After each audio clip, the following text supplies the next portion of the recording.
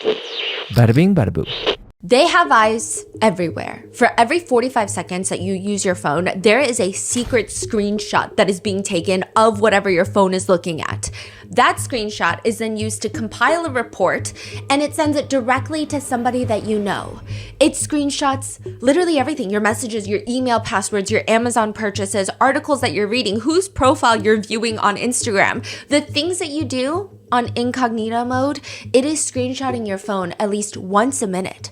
And it's not like it's every minute, so you can time it. If it just took a screenshot, which you wouldn't really know, but if it did, theoretically, you have a minute to do something on your phone that is completely private before another screenshot is taken, but it's not like that. It's just completely random. It's sporadic. I mean, it sounds like something Palantir would do or some shady defense contractor that works for the NSA. But it's just an app that you can download on your phone. A public software that anyone can willingly install on their phone and their devices. And there is a company making tens of millions of dollars in revenue every single year because people want a screenshot of their phone taken every minute. It's the Covenant Eyes. It's a software that you install on all your devices that monitors and makes sure that you do not watch any explicit videos where adults do adult things. And in the event that you do, the software will take a screenshot of your phone, whatever page and video you're on, and send it in a weekly email to your wife, husband, church leader, boss, accountability partner, whoever they might be. It's a spying, like spying on the phone, or? They call it not spyware, shameware. Okay. Do people know when they are being, like, someone installed it? Uh-huh.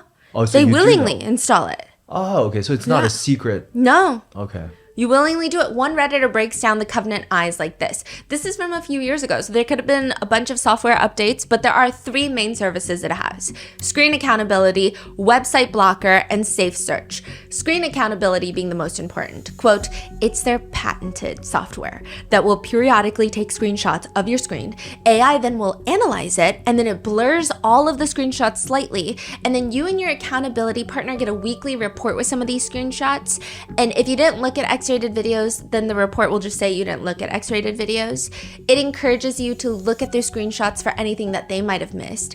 And if you did look at X-rated videos, it will attach those specific screenshots and it will report to your partner that you tried to look at X-rated videos. The website blocker will block any website that is mature, so you can set it to like teen mature, adult mature.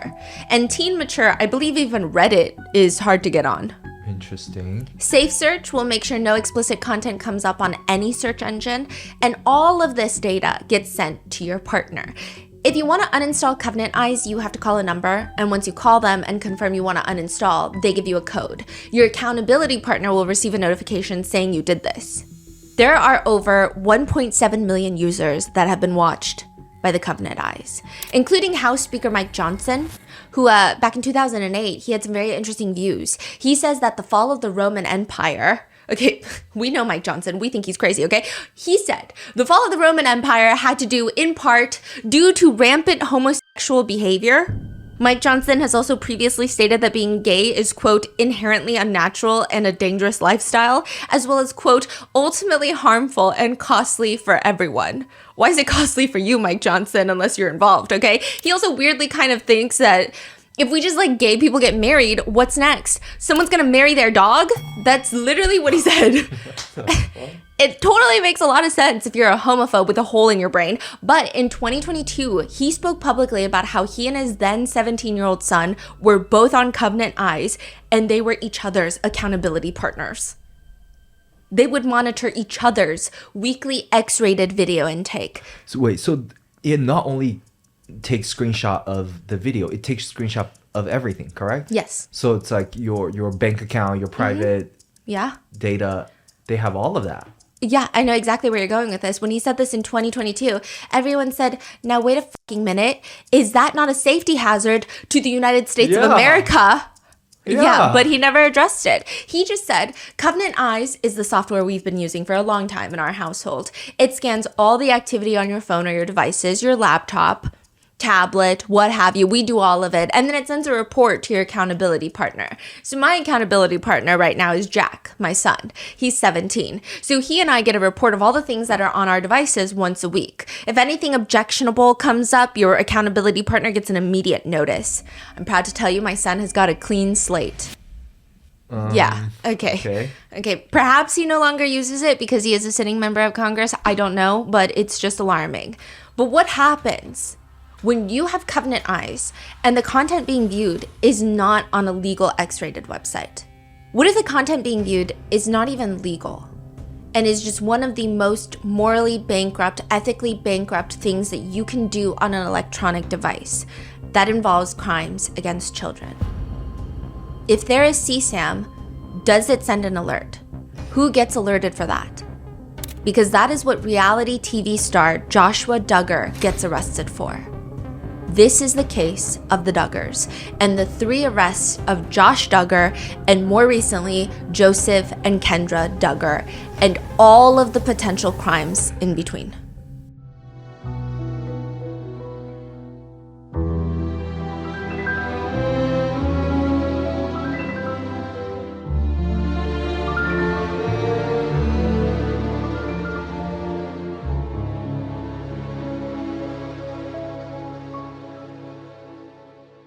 We would like to thank today's sponsors who have made it possible for Rotten Mango to support NCMEC, the National Center for Missing and Exploited Children. They are the nation's largest and most influential child protection organization. This episode's partnerships have also made it possible to support Rotten Mango's growing team. We'd also like to thank you guys for your continued support.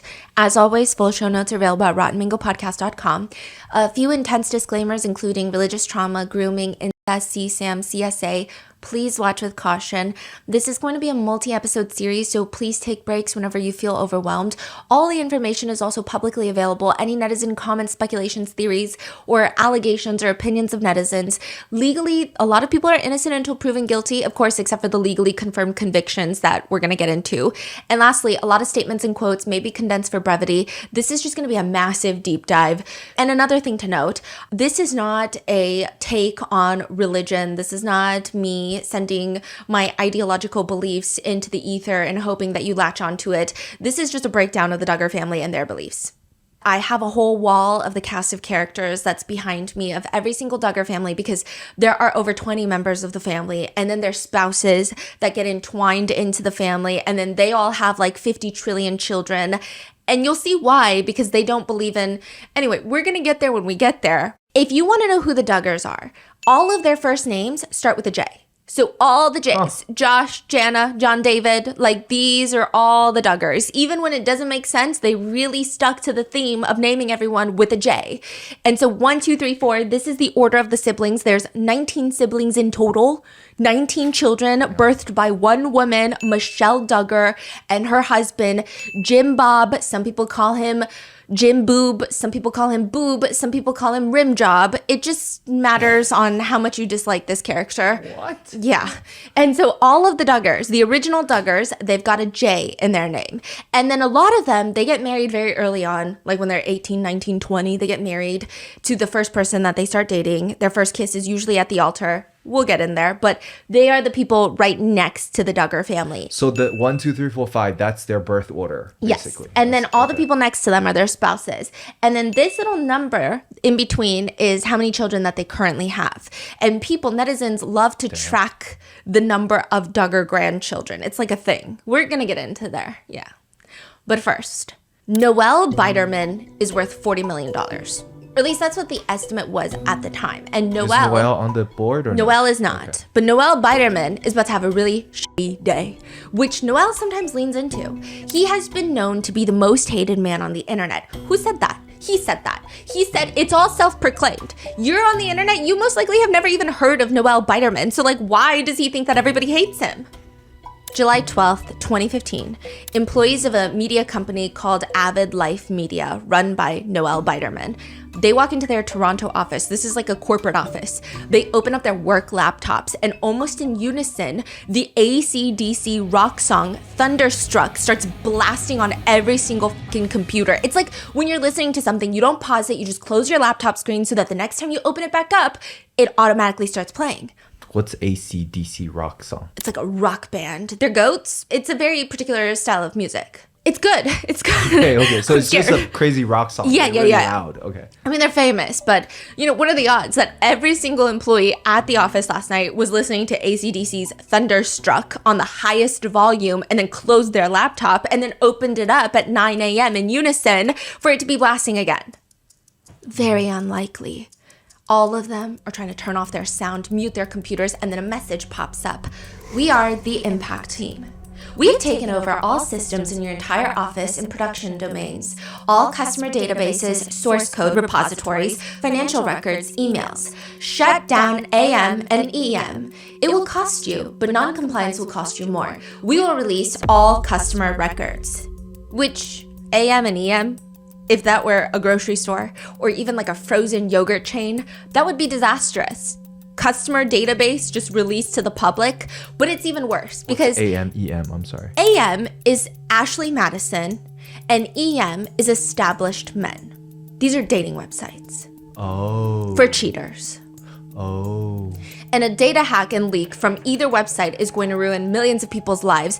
And that's not even me speaking hyperbolically. Ashley Madison was run on the slogan, "Life is short, have an affair." So it's not just a dating website, it's a dating website where people go to cheat on their spouses. They launched in 40 countries, they had more than 37 million users, and the threat message continues. We will release all customer records, profiles with the customer's secret sexual fantasies, nude pictures and conversations and matching credit card transactions, real names and addresses, documents and emails. Avid Life Media will be liable for fraud and extreme harm to millions of users. This is a big deal. Now, side note, Ashley Madison would even charge people extra money for, quote, full delete of their profiles. Because when you run an affair website, sometimes you're like, you know what? I gotta delete and make sure there's no traces left of me being here. They had a $19 full delete. I mean, pretty economical if you ask me to hide an affair. And they were making $1.7 million in one fiscal year just off of this extra add-on of being able to fully delete your profile. I feel like they could have 10x that and Yes. make 10x the money. Exactly. People will pay. But here's the point of fraud. Nothing was ever really deleted. And the Impact team is saying, I'm going to release it all. Even the former vice president of sales at the company would later say... Wait, I'm sorry. Yes. This is the company who owns Ashley Madison? Or? Avid Life Media owns Ashley Madison, Established Men, and a ton of other weird websites. Oh. So they just got hacked. And they're getting a threat message like, we're going to expose you for fraud. You're going to be liable for fraud. Because not only are we going to hack and leak all of the customer databases, they're going to know that you're not even deleting any of this information.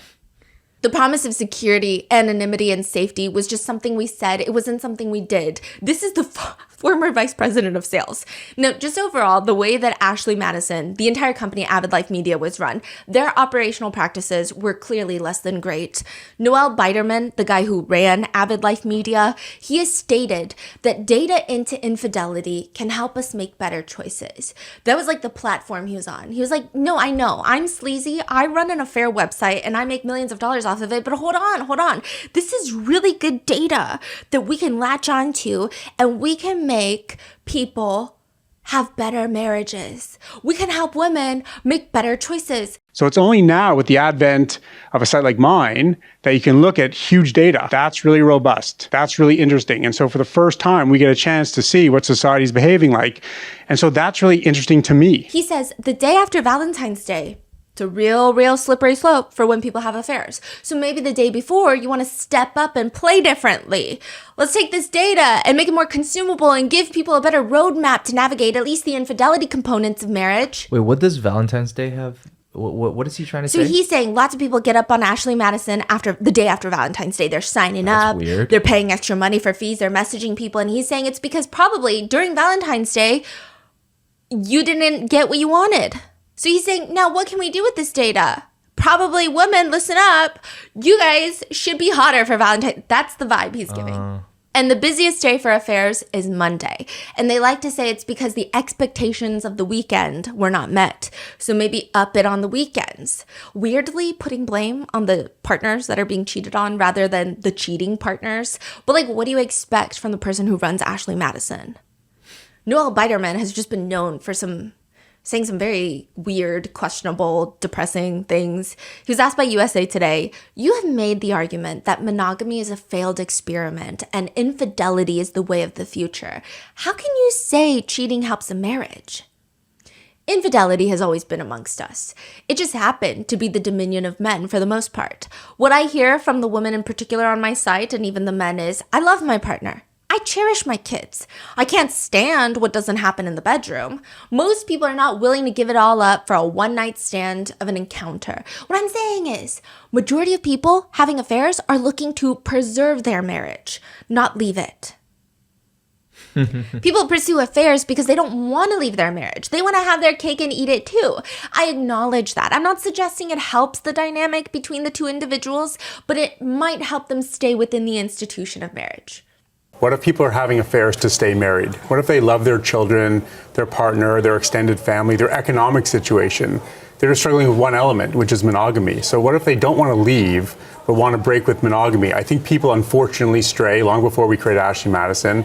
And so there's a lot of shooting the messenger, but we're just, fulfilling a void that exists in the marketplace. Also, in the event that this information is not saddening enough, he says, one of the more important groupings we have found on Ashley Madison is the first-time affair seeker. 3 to 4 years into a marriage, typically, and there's a real correlation factor with pregnancy. Yes, men look to stray 3 to 4 years into a marriage. It coincides very directly with that first child on the scene. Essentially, men start cheating on their wives because she is pregnant and exhausted from creating a human life, and then continue to cheat on their wives now because the wives are now exhausted from single-handedly caring for and raising that life that she just birthed out of her body. Don't you love data? And Noel Biderman ran a website that clearly exploited such data by encouraging mostly men to have affairs. Now, side note, Noel Biderman, I will say he did have access to some weird information that I don't know how accurate it is. I don't know if any of the conclusions coming from said data is important to anything. I'm not entirely sure. He just dropped random nuggets of statistics here and there, and I'm just gonna drop it for you. It turns out that at least among our users, that's what he says, it seems to be the more women they are in a family, so the more daughters they have, or the more sisters a man has, the more unfaithfulness there is. They also study cheating astrological signs. Their finding is Pisces men and Gemini women are the least faithful on their website. And ultimately, Noel says, but is it really my fault? Yeah, I am the most hated man on the internet, but if I shut down Ashley Madison tomorrow, do you intellectually, genuinely believe that a single affair will not take place? You're shooting the messenger. This is societal life. So what happened with the whole hacking, leaking situation from the Monday? Yeah, so they get that, leak. Yeah. They're like, we've got all your customer databases. We're about to leak it. Shut down Ashley Madison and shut down established men. And they don't. So then it gets leaked. It gets leaked and it's an implosion. And someone on this board is involved in this leak. Okay, now, but because everything must come back to this, as always, Noel Biderman was in the Epstein files. He was being introduced by a third party who emails Jeffrey Epstein and Noel, writing, "Hi, Jeffrey, I hope all is well. I want to introduce you to Noel Biderman, who was the CEO of Ashley Madison and is now experiencing some of the downsides of their scandal. I was hoping that when Noel is next in New York, that the two of you could meet and maybe you could help him think about life after a scandal. And in general, I hope all is well. Irrationally yours, Dan." Irrational, indeed. Fucking Dan, okay? But why was Avid Life Media targeted by this impact team of anonymous hackers? Wait. Why is Noel trying to get connected with Epstein? Yeah, we don't know. It doesn't seem like they met. There's a few back and forth emails that I could find. I mean, there's no definitive response of if they did meet or did not meet, but there's no confirmative email of hey, so nice to meet you. Yeah. But why was Avid Life Media targeted by this anonymous hacking team? Is it just a bunch of scorned spouses who hate infidelity with a fire-burning passion and want to get rid of any safe space for the offenders and also have hacking experience? Valid reason enough, but there is a lot more to it. Avid Life Media, let's start with Ashley Madison. That's their bread and butter. This is their staple website. This is where they make the most money. This is the website that helps cheaters have discreet affairs. It's free for women to sign up, like most clubs, and it's predominantly aimed at straight people. But they also have established men, the other website targeted by the hackers. It's essentially a sugar daddy website, supposedly to connect older wealthy men with young women, both wanting quote unquote mutually beneficial arrangements. with it basically advertising female members are young and beautiful and mostly in their 20s and 30s. These women are looking for older and richer male partners, men who can afford to give them expensive gifts and monetary support. Then you have the counterpart of that, which was cougar life. Older women with younger men, which they called cougars and cubs.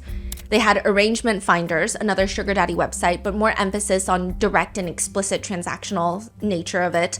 Broke college girls, self-explanatory. They also had like a few smaller niche websites, but these are not just morally bankrupt sites. It's been reported that Avid Life Media employees would actively recruit escorts to join their sites like Arrangement Finders. And they had emails internally where they were discussing how they were going to grab foreign young women, smuggle them into the US, bypassing immigration to sign them up for these websites, which could very loosely be defined as human trafficking, sex trafficking.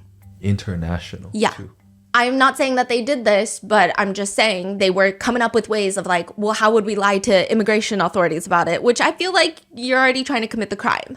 But this threat that shows up on the employees' computers reads, Avid Life Media runs Ashley Madison, the internet's #1 cheating site for people who are married or in a relationship to have an affair. ALM also runs Established Men, a prostitution human trafficking website for rich men to pay for sex. Trevor, ALM's CTO, Chief Technology Officer, once said, protection of personal information was his biggest critical success factor. And quote, I would hate to see our systems hacked and the leak of personal information. Well, Trevor, welcome to your worst fucking nightmare. We are the impact team. So they threaten Avid Life Media, shut it down or we're leaking everything. They don't shut it down. And they leak everything. And this is back in 2015. You had random housewives going on looking for their husband's email addresses. You had journalists going in, typing in every .gov email address, typing in all the celebrities' email addresses. It was an implosion of shit. The damage was done. Profiles, billing information, addresses, full government names, messages are all exposed to the public. And the expose aspect is multifaceted with this one. Like, you obviously have the cheaters being exposed, but you also have Ashley Madison being exposed, and not just for their god-awful security measures that a 5-year-old could probably vibe code these days. One of the main things being exposed was the fact that Ashley Madison created more than 70,000 female bots. They had bots, and these bots were supposed to contact men, basically tricking men that they were talking to a woman who wanted to sleep with them, but they were just talking to a line of code. That makes sense. Yeah, because what woman is signing up for this website? If a woman wants to have an affair, she could probably just go to the grocery store. In the US alone, there were 19 million profiles, and 16 million of them were men. So who the hell are they talking to? It's not a local woman in their area who's hot and horny, okay? It's a bot. And the coders would even sit there coming up with their best lines to entice the paying men who want to have affairs. And these are a bunch of dude coders, because you can tell. So this is before like ChatGPT did times. Yeah. Because today. Yeah. And so they're writing to them, when I was younger, I used to sleep with my friends' boyfriends. This is like a female bot messaging husbands. When I was younger, I used to sleep with my friends' boyfriends. I guess old habits die hard, although I could never sleep with their husbands.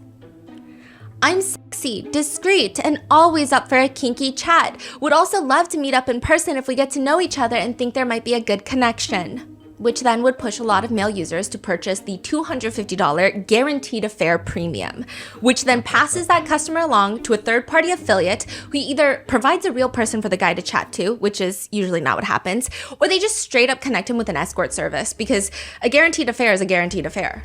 And because of the bots' god-awful messages, there are internal reports that Ashley Madison was pondering the idea of paying human women to engage with the men if a woman engaged with a man within 20 to 30 minutes of him buying credits, so he could message more, so he could connect with more women. She can be credited with 5% of the profit. They never executed this thought, but they thought about it, which is telling. They also did previously get sued by a former employee who alleges that she was hired to create 1,000 fake female profiles within 3 weeks to make men think that there were more women willing to cheat than there actually was. The suit alleged that she hurt her wrist by typing to get so many profiles done, stating she became, quote, severely disabled. The company responded at the time by referencing a picture of her jet skiing, saying, an unlikely activity for someone who was allegedly suffering serious injury to her wrists. Oh, and allegedly, they were working on an app called What's Your Wife Worth? This app would let men submit pictures of their wife and others would rate them. And with that, a dollar amount would be generated for how much men likely would be willing to spend for a one-night stand with your wife.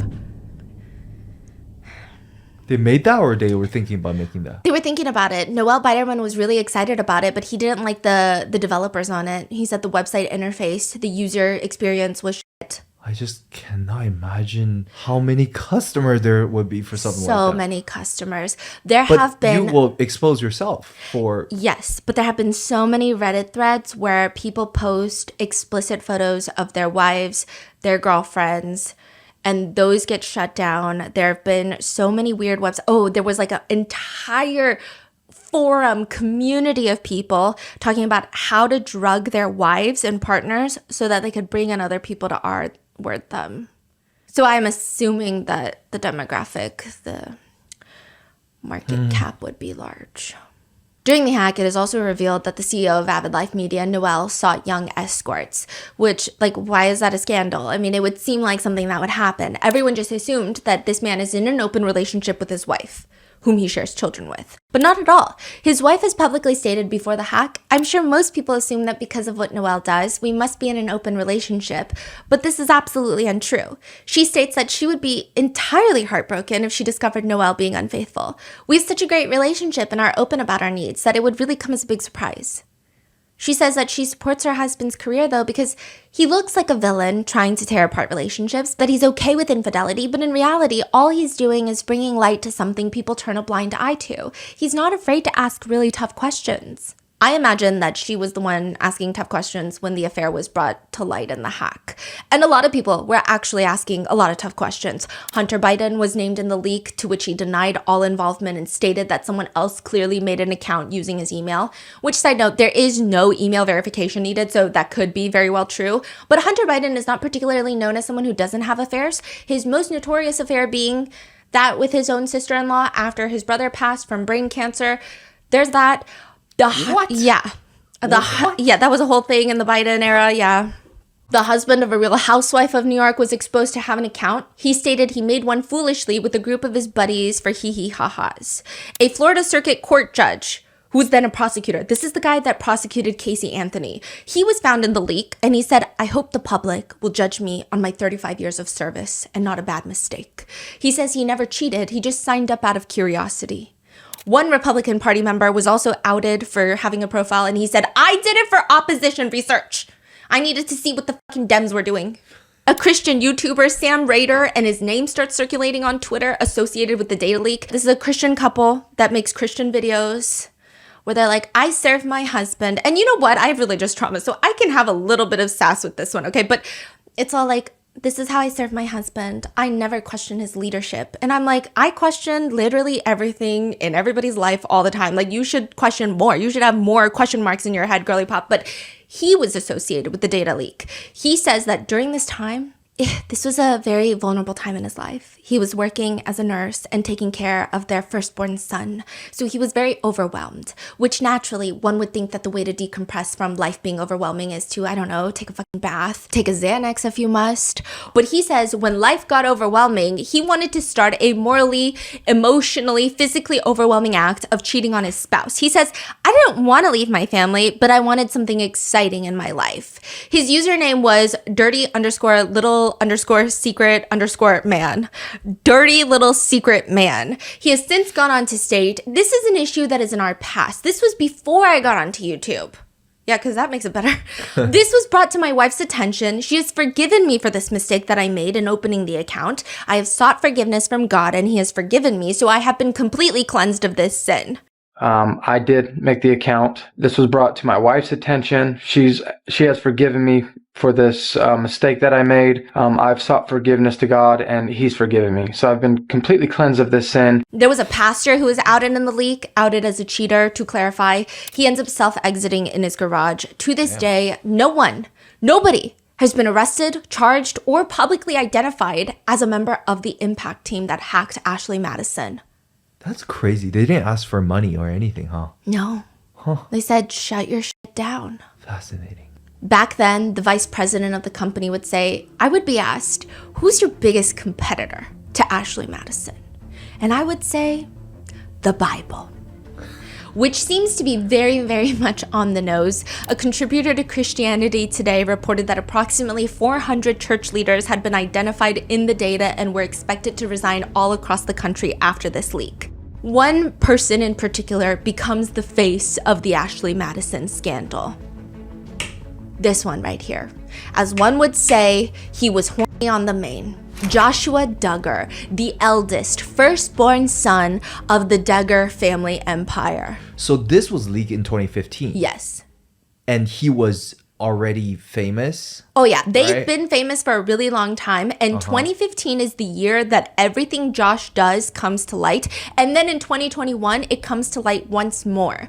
And we don't even know if he's the worst of all the brothers.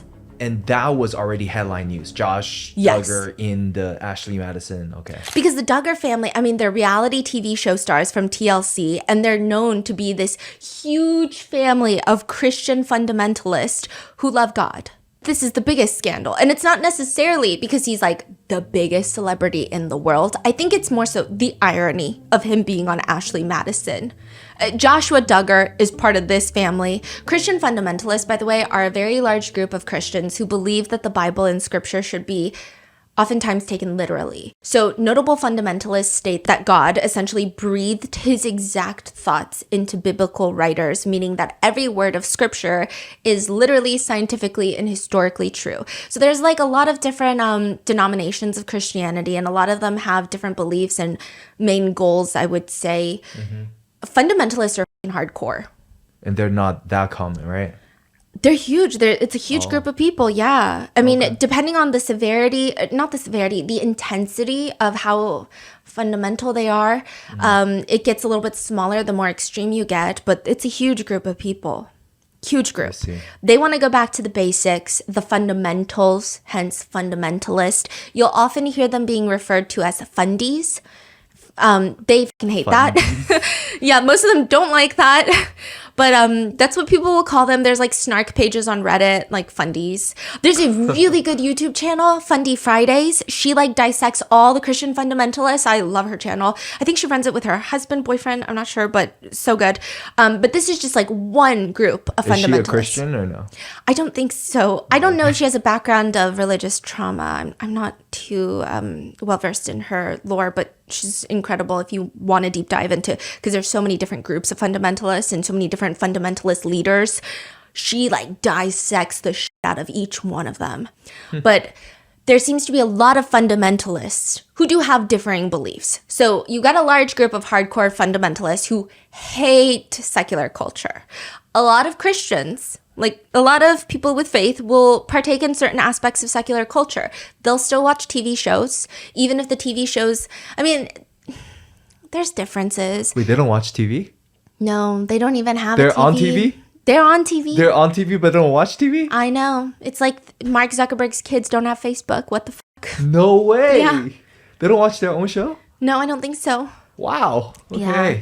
So a lot of Christians, I mean, some of them, because I grew up Christian, not me like having religious trauma right now, but a lot of them will not allow you to even watch any sort of show that has anything that is against the Bible. So witches, magic, Harry Potter's a big one, and it has nothing to do with J.K. Rowling being transphobic. In fact, that probably would have, my old pastor would probably have loved that, but you get what I'm saying. Like it's a, you know, if there's something that is ungodly, they don't want you to watch it. Some people are more relaxed about it and they're like, I watch fucking Game of Thrones and I watch nasty stuff on screen. I might look away, but I still watch it. It's just a movie. It's just a show. It's fine. But historically, fundamentalists typically do not engage with any secular culture, with many of them believing that rock music specifically is akin to the devil's soundtrack to life. Drums could potentially be demonic. Women aren't even really allowed to wear pants for a lot of fundamentalists, only dresses and skirts. So many fundamentalists, they see the Bible as a document that is perfect and so literal that questioning any part of it means questioning all of it. And once you start questioning all the Bible, are you even a person of faith? Joshua Duggar and the entire Duggar family are reality show stars that were like the face of fundamentalist Christians for almost a decade. That's why they had their own reality show. That and the fact that Michelle Duggar and Jim Bob, they've got like 20 kids. Like, I'm going to run you through all of them in a second.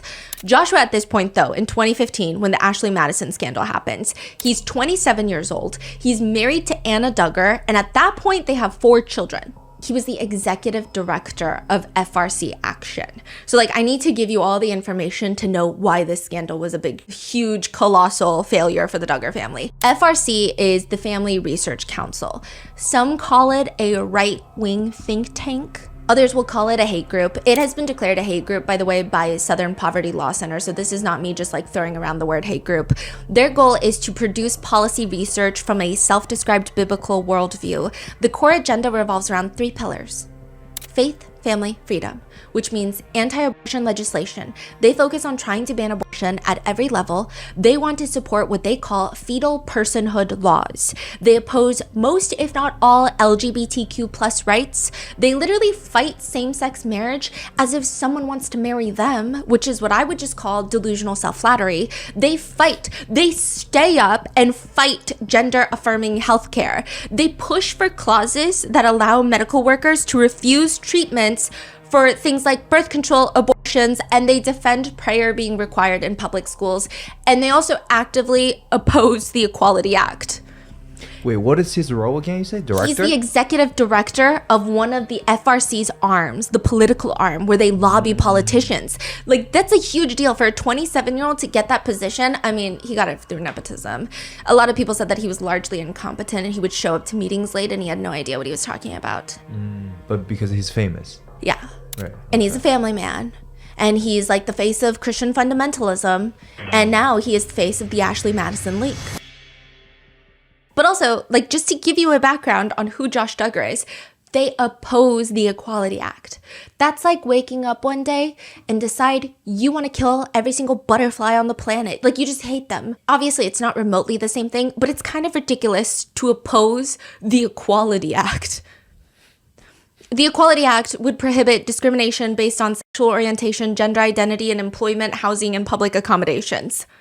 They also think X-rated videos are the poison seeping through, running through the rivers, the Chattahoochee River of America. And I'm like, look around. We're not going to war in the Middle East because all of us are horned up. Get a grip. Okay, that's not our problem. FRC Action is part of the Family Research Council. Super powerful council. They are now a church. They just like recently applied for nonprofit church status and they got it. So, I mean, they're rolling in money. They're terrifying. Yeah, and the council that he's on is the lobbying and political arm. So he moves to DC with Anna Duggar and his 4 kids. And even though a lot of Americans have not heard of FRC Action, they have been changing our lives. FRC Action has been instrumental in pushing state-level abortion bans. So if you live in a state with restricted access, FRC's decades of lobbying, judicial appointment advocacy, legislative strategy, and fucking Josh Duggar probably played a huge role in that. Not that he's competent, but he was part of the organization. So the organization is still very much alive and thriving. Yeah. A lot of people would say that they have strong political sway of who even ends up in SCOTUS, the Supreme Court of the United States. I mean, this is like a very powerful organization. Is he still in there? No, because he's in federal prison. We'll get there. What? They're also like an advisory board member, FRC Action, of Project 2025. They don't just like to fuck with Americans. They paid $25,000 to congressional lobbyists to propose the anti-homosexuality bill in Uganda, which would propose the death penalty or life imprisonment for anyone who's gay or caught being gay. FRC would later state that they were actually opposing the bill. Nobody believes them. Josh Duggar, just 27 years old, is the executive director of the FRC Action, the lobbying pack. But here he is on Ashley Madison. Josh Duggar is a paying member. He didn't just have one account on Ashley Madison. He had 2 accounts on Ashley Madison, 2 separate accounts from February 2013 to May 2015. In total, he spent almost $1,000, $986.76 to be exact, for 2 separate accounts, including he paid for the $250 affair guarantee fee. Ooh. His account names were Ready for This DC. I don't know if DC, I'm assuming DC meant Washington DC. Like, are you ready for this DC? What else could it be? I don't know. I did have a moment of pondering, and it was not a good one. And then Josh underscore the underscore man. Josh the man. Also, he listed one of his billing addresses as his grandma's house in Arkansas. His list of turn-ons include naughty girl, girl next door, aggressive take charge nature. He states on his profile that he's interested in finding a partner that is down to experiment with toys and share fantasies. It's also revealed in this entire shitstorm scandal that Joshua Duggar also had an OkCupid profile. OkCupid? That's like a regular dating profile. How is he so... He's a famous person, right? Yeah. But he's putting his face out there? Yeah. That's like one screenshot away from... Exactly.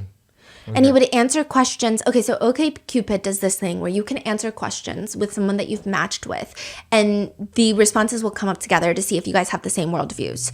So he's trying to cheat on his wife, but also like answering these questions. Do you feel there's any circumstance in which a person is obligated to have sex with you? That's a question. Joshua Duggar writes, yes. Are you the type of person to tell a homeless person to get a job? Yes. The idea of gay and lesbian couples having children is not acceptable. Have you been faithful in all your past relationships? No. Rate your self-confidence very, very high. The rest of the OkCupid summary reads, just enjoying life here in DC. Lived here just over a year now. Lots of work, hitting the gym, finding good places to eat, and really needing to add some fun in the mix.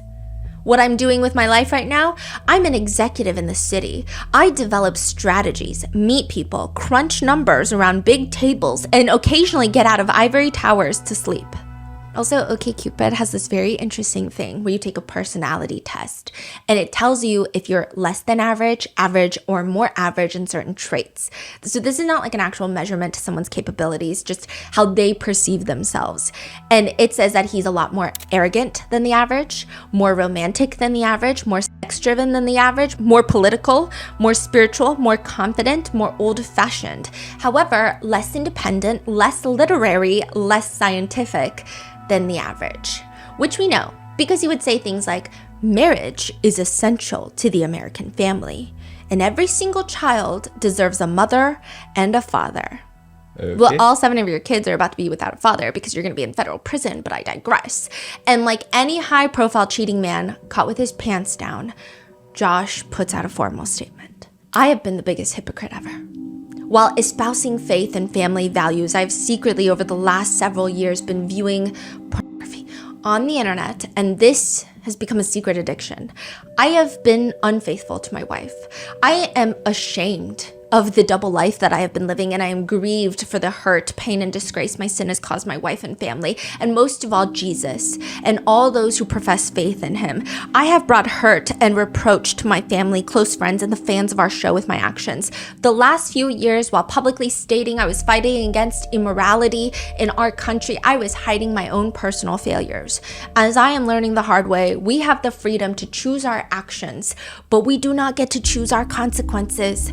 I humbly ask you for your forgiveness. Please pray for my precious wife Anna and our family during this time. Joshua Duggar. Jim, Bob, and Michelle, his parents, come out with this statement. When we learned of this late last night, our hearts were broken. As we continue to place our trust in God, we ask for your prayers for Josh, Anna, his wife, our grandchildren, and our entire family. Joshua Duggar's wife, Anna Duggar, whom a lot of people felt that she was going to leave him at this point. She states in an interview, I think it's such a betrayal for a spouse to go through what we're walking through. Not only was it a betrayal against me, but it was also a betrayal against those that call themselves Christian, because here we are as a Christian couple, getting married. Everyone was able to see us get married and to vow before God to be loyal to each other, and that loyalty was broken. And so for my heart, it was broken. But Anna will decide to stay with her husband, and eventually they will go on to have another child, 7th child. They name her Madison. But this will be the least of Joshua Duggar's problems, because he's going to end up in jail for something much, much, much worse. When you think of the Department of Health, Education, and Welfare, MILF Manor typically isn't the first thing that comes to mind. I mean, maybe it is. Okay, maybe I need to broaden my imagination, right? MILF Manor. TLC is the reality show channel. It actually was never that in the beginning. It started off being the learning channel. And it was funded by the Department of Health and NASA to essentially create TLC stands for the Learning Channel. the Learning Channel. I know. And it was funded by the Department of Health and NASA to create learning material for people who did not have as much access to schooling. So they would be these little educational videos, hour-long videos of teaching people how to read, would be distributed through a free NASA satellite to all the rural areas where there's not a lot of schools set up. It was, unsurprisingly, not a profit machine. I mean, turns out we don't really enjoy learning, especially not with riveting titles like Learn to Read. If I don't know how to read, how am I going to read your title? The initiative itself was solid. I mean, there were regions in the US with illiteracy rates that were 3 times the national average. Like, genuinely, I think that this was like one of the times the government was maybe in the right place. But because money runs the world, the parent company eventually goes bankrupt and it's no longer being funded. And the Discovery Network swoop in, buy the Learning Channel, and it's now almost defunct, right? They originally stay on brand. Discovery Channel is like, we're just gonna do like slightly more fun. We're gonna release multi-part series on literature's most influential works. We're gonna bring in scholars, historians, novelists to come in and comment on pieces like Frankenstein, The Origin of Species. Then Paleo World, that was a hit, 50-episode series on dinosaurs. Paleo World, Sundays at 9 Eastern and Pacific on TLC. Wow. Yeah, Ready, Set, Learn, preschool programming. Ready, set, learn. We're on the move. And then because money still runs the world, the Discovery Channel starts getting creative. They're like, okay, well, maybe it doesn't have to be so informative every second of every time we're on air. Maybe we could just like ease into it. So they do. They ease into it. They don't go from Ready, Set, Learn to Extreme Cougar Wives. Right. Which features, you know, people like 76-year-old Hattie. She sleeps with men as young as 18 years old, and she says things like, I'm confident, I'm sexy, I'm loving, and I've never had a headache. I always have sex on the first date. I'm confident, I'm sexy, I'm loving, I never have a headache, because yes, I do it on the first date. You go, Hattie, okay? Then there's Stephanie, not to be confused with me. She's 65, dating a 28-year-old. Yeah, and that's what they do now. So where the switch, like, they just start making some... Yeah, so they had Ready, Set, Learn, and then they start doing, you know what we could learn about? Weddings. A wedding story. Watch real couples get married and learn how to wedding plan. And maybe they do these DIY projects to save money, and you can learn, the Learning Channel, how to do that for your own wedding. Then that transitions into a baby story. Watch real couples give birth, and it's medical, and it's relationship, and you can learn the healthcare system, and we can capture their emotional first birth moments. Trading spaces, neighbors swap home. Okay, this one, I don't know what we're learning from it, but like neighbors would swap homes and then redecorate a room in the neighbor's house with money and a designer's help. There's a viral moment where a designer covered up a homeowner's beloved fireplace with a wooden facade, even though the homeowner explicitly told the show not to, and she broke down on camera. They also have While You Were Out. A family member would decide that your house is disgusting, filthy, and ugly. They would lure you out of the house for 48 hours. A team of designers would come in with the Learning Channel and redo the room that they deemed to be fucking filth. It seems like loosely educational in the sense of like, we want to be voyeurs, but also it was mostly harmless and most importantly, an advertiser's dream. Then TLC starts transitioning their slogans. It was Live and Learn, Life Unscripted, to finally, everyone needs a little TLC. They dropped the Learning Channel. They're just TLC now, and they use it as more like tender loving care. No way. Yeah. Then it starts to get weird. Honey, we're killing the kids.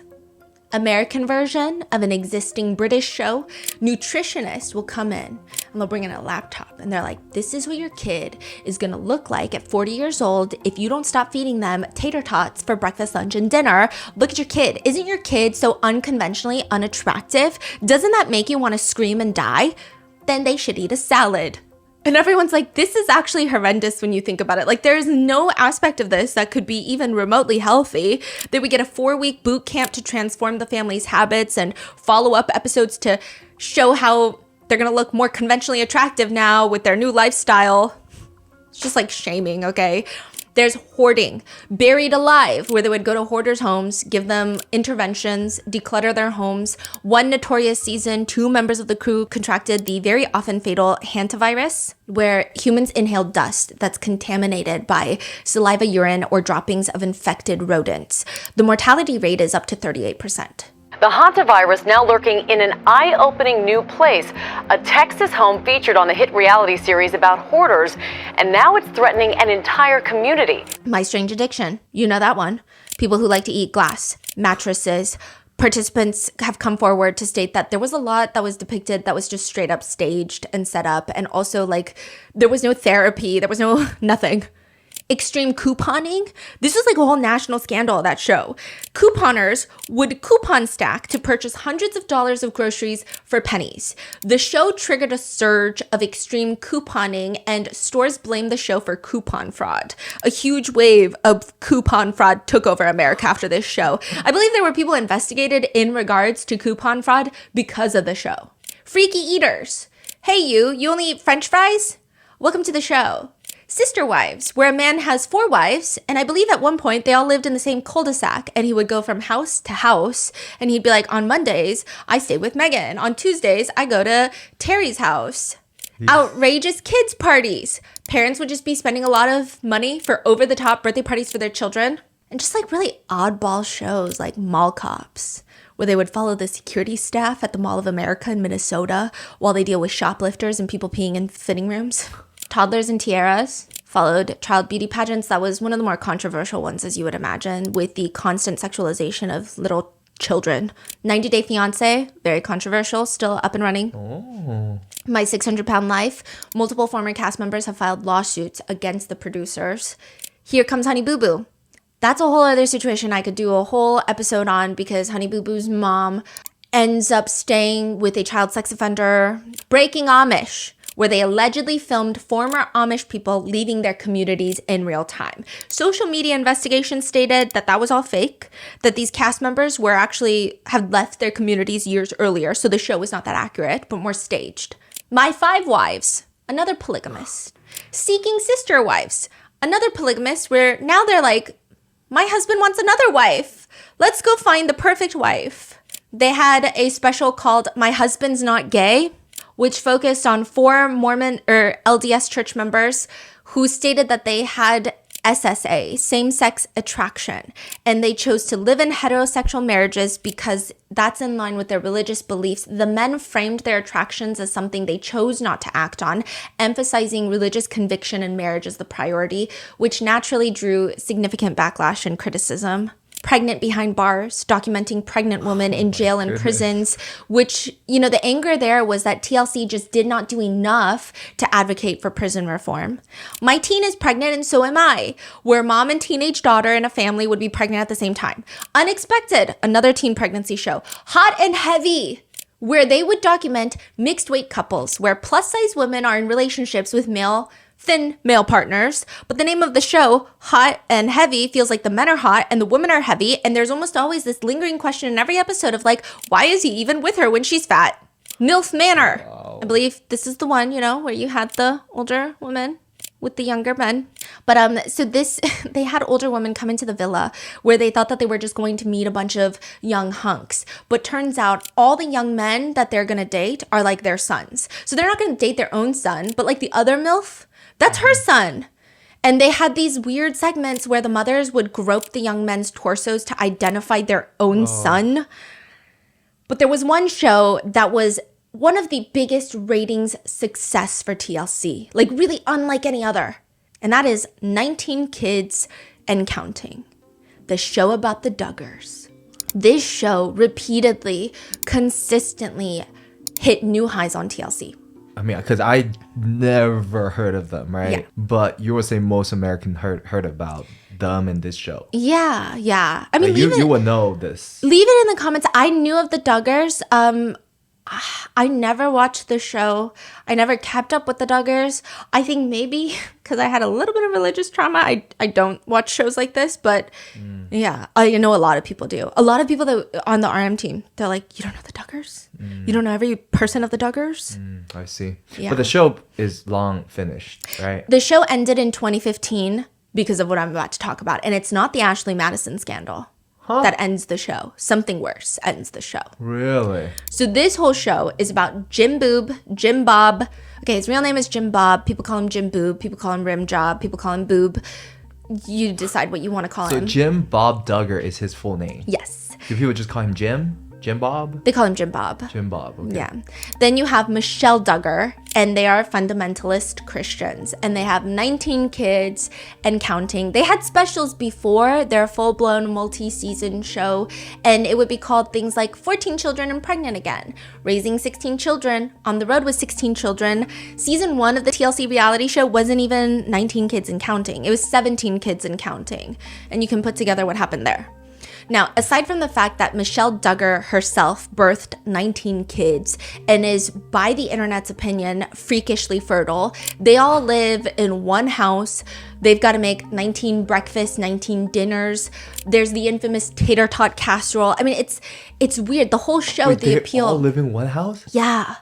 With the couple, with the wife, husband, everybody? No, so the minute that someone gets married, they usually move out. But there was a point in time where most of them were under the same roof. I see. Yeah. So when most the of them. show was going on, they were like younger. So they're still kids. Yes. And, okay.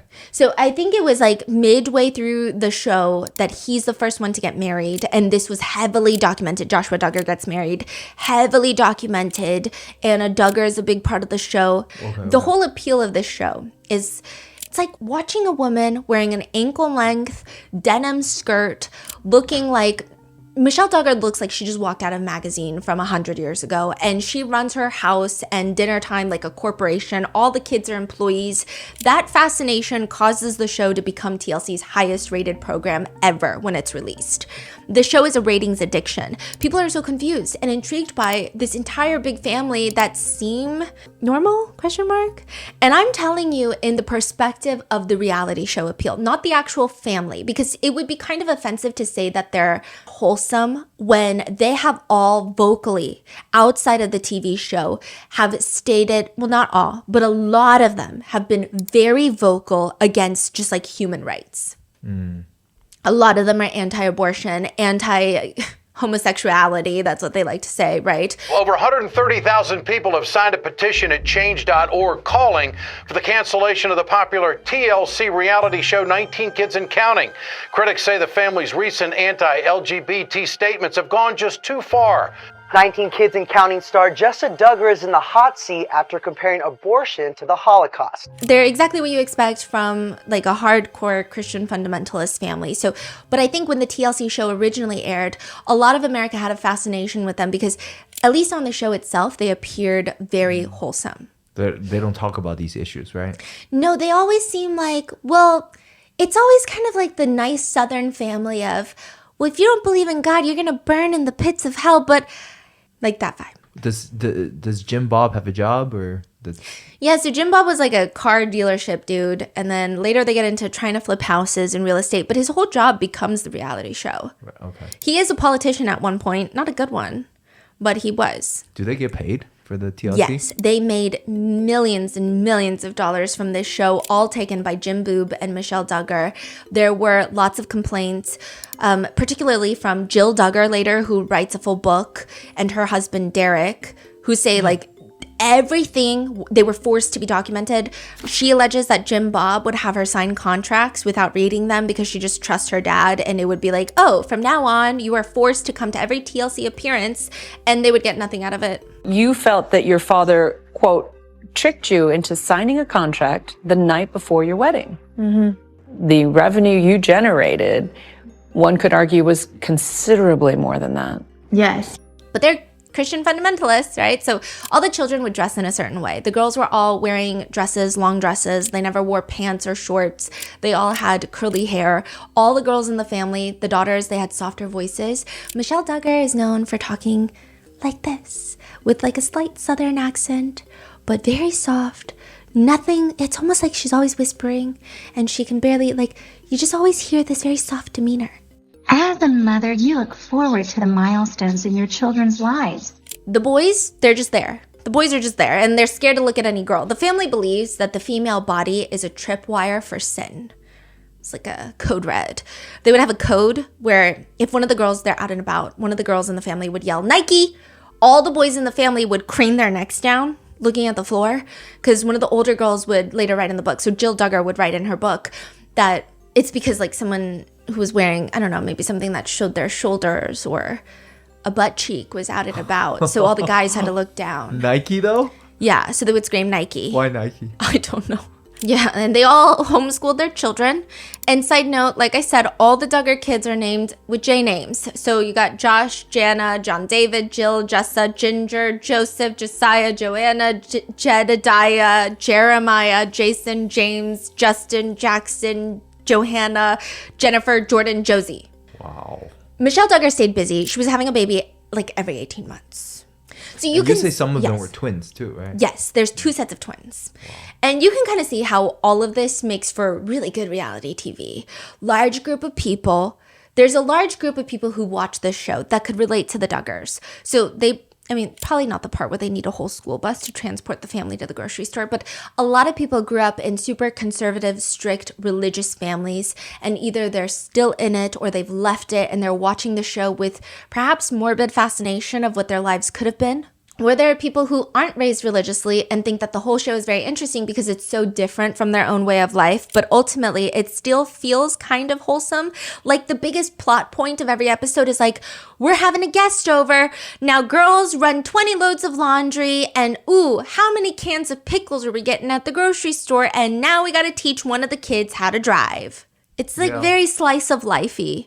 And as long as TLC edits out all the parts that they're probably being homophobic, transphobic, anti-women, anti-diversity, you get it, then it's going to stay wholesome. Now, again, like I said, when I talk about their wholesome family image, it's not because I condone any of some of their bigoted beliefs, and many of them still hold those beliefs. I'm giving you a context on how they became famous and without further research, why people might watch their reality show and perceive them to be wholesome. They were literally marketed that way. Christian family trying to navigate the world. It'd be like, Duggars go to New York City for the first time. And in this wholesome image, let's break down the family members. You've got Jim Bob, who comes off originally as the aw shucks guy, like the aw shucks patriarch. He runs the family. He originally had a Southern dad appeal, no more, but he did. He'll be asked about drugs. And he could just say, I've never taken drugs. But he's like the, shucks. There's a few times I've been sick and I've taken some Tylenol or aspirin, but I've never taken marijuana. Well, nobody was asking you about the Pepsid to cocaine pipeline. Like, that's a really, you didn't have to say that, right? Then you have Michelle Duggar, soft-spoken. Makes it hard to believe that she's birthed 18 kids because after like maybe 2, you start yelling a little bit more because life is hard, right? But she's not. She portrays herself as someone who never loses her cool, even though she has 19 more kids than most people. But she's also like super mom by the grace of God. She says she wasn't always like that before she found God. You know, she didn't grow up religious like Jim Boob. I hadn't really attended church that much growing up. And so I knew nothing. I didn't know what an invitation was. I didn't know what an altar call. I knew nothing. She actually used to do this crazy thing, sinful, where she would mow her lawn in a bikini as a teenager. And she felt it was sinful to lead all the married men astray in the neighborhood, which is not only really confident, but like a very odd story to share. Yeah. They get married on Michelle's 18th birthday. Story goes, Jim Bob walks into a yogurt shop and sees Michelle, falls in love. She converts to IBLP, his religion, and then Disney becomes synonymous with the devil. Apparently, the Duggars would have a bonfire where they would burn anything that was worldly and not godly. So fucking Mickey Mouse is getting cremated by the name of God.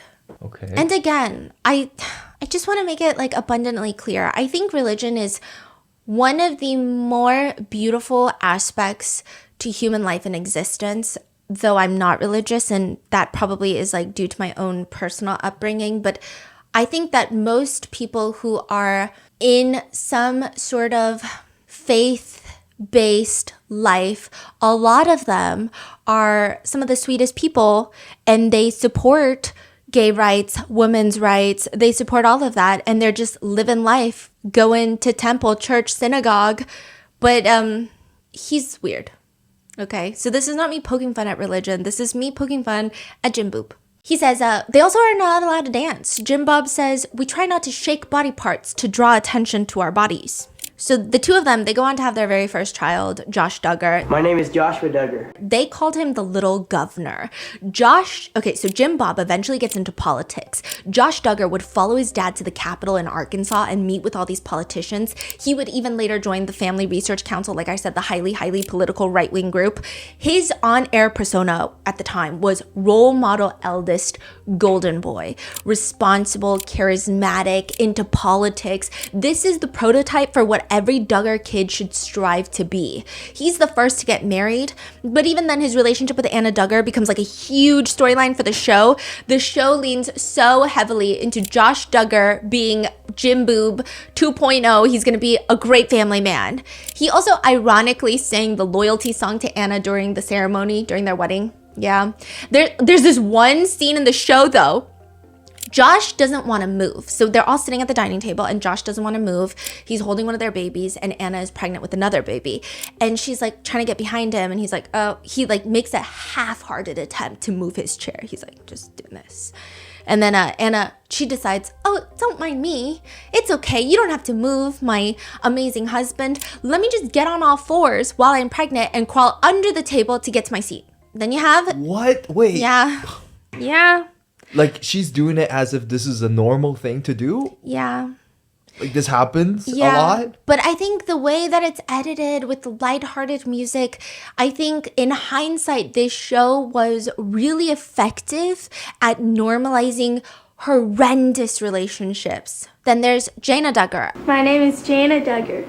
A lot of people have sympathy for Jana because she's the firstborn daughter, which naturally makes it seem like she was tasked unfairly with basically raising all of her siblings. She actually gets married latest. She gets married in her 30s, which nothing is wrong with that. But netizens feel like she was forced to watch her siblings get married, have children of their own, while she was forced to stay in the family home, homeschooling all the younger kids, raising all their siblings.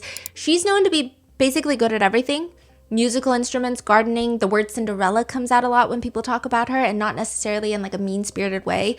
A lot of people who have strong parasocial connections to the Duggars wanted to save her in a sense. She does get married and gets cited for misdemeanor child endangerment. We're going to get into that later, but yeah, later. That's later. Then you have her twin brother, John David Duggar. My name is John Duggar. On the show, he's kind of the older, reserved guy that's in the background. He's very much hated by the internet these days, but on the show, he was just a quiet, reserved, strong persona, very masculine, emphasis on persona. He has a pilot license. He almost killed his entire family because he let the aircraft run out of fuel and they crash landed in a field. What do you mean? Like they were on the show, he was flying This was not on the show, yeah. Oh. Yeah, but he was flying the plane and they crash landed.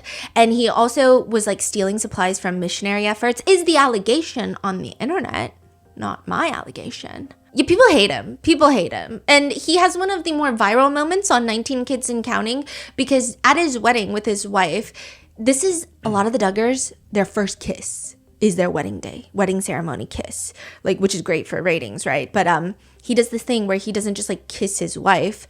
He like makes a whole drawn out production of it where he kisses her hands, then her cheeks, and then her forehead and her lips. And it's very uncomfortable to watch. Then you have Jill Duggar. My name is Jill Duggar. She's been very outspoken about her family since the show. She will become pivotal later, but while on the show, they kind of molded her to be the persona of the eager to please daughter who wanted to be noticed.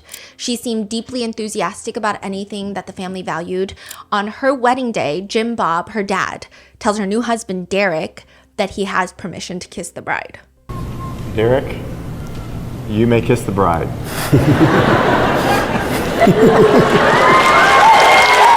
Jessa? My name is Jessa Duggar. Growing up, she was seen as the outspoken, sharp-tongued Duggar by Duggar standards. She was the first daughter to enter a courtship on television, and I believe their very first kiss was not at the altar but afterwards, so they wanted a very private moment for their kiss. Now, prior to this, during the courting, Jim Bob gave them permission for a 30-second hug. So there's that. There's also a weird viral moment where Jim Bob and Michelle go on a date with Jessa and Ben during their courting process.